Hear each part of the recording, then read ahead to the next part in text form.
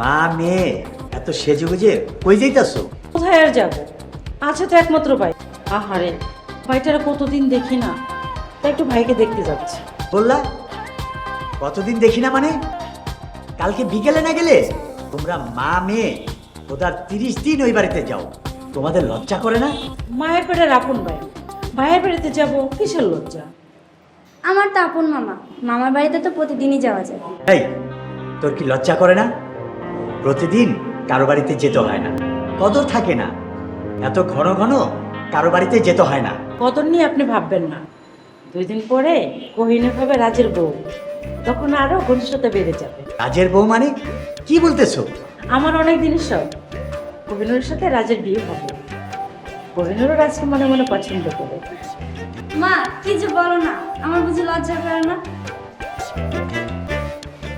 দেখেছো দেখেছো, মেয়ে কি লজ্জা পেয়েছে। শোনো, আমি ভাইয়ের বাড়িতে যাচ্ছি, বেশি দেরি হলে আবার তুমি চিন্তা করো না, ঠিক আছে?